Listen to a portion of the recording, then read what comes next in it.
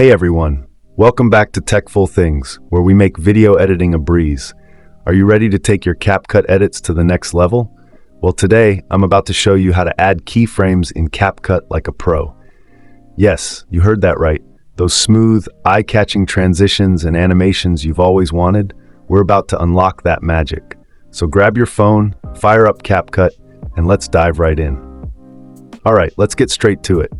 First things first, open up CapCut and import the video clip you want to edit.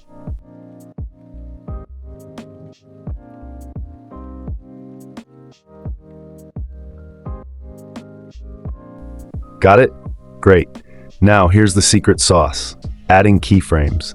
Keyframes basically let you control how your video elements move, scale, or rotate over time. It's like giving life to your edits. Step 1, adding a keyframe. Tap on your video clip to select it.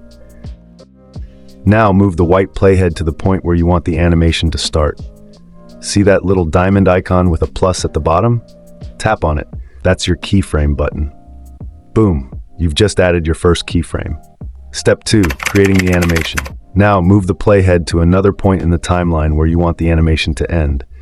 Adjust your clip's position, scale, rotation, or even opacity.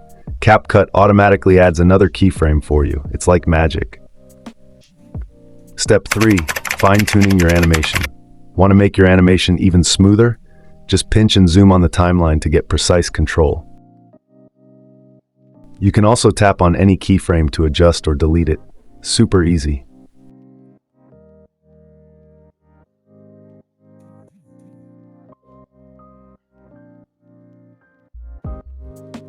Step 4, reviewing your animation.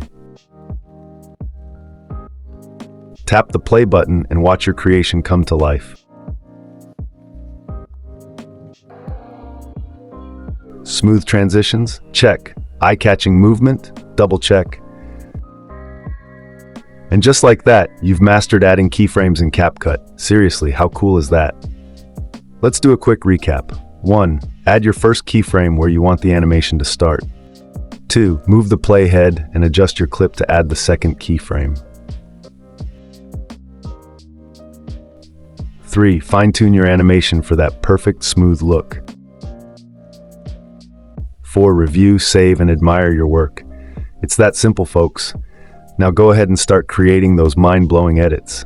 And hey, if you found this helpful, don't forget to smash that like button, subscribe for more editing tips, and drop a comment if you have any questions. I'll catch you in the next one. Keep creating, keep shining.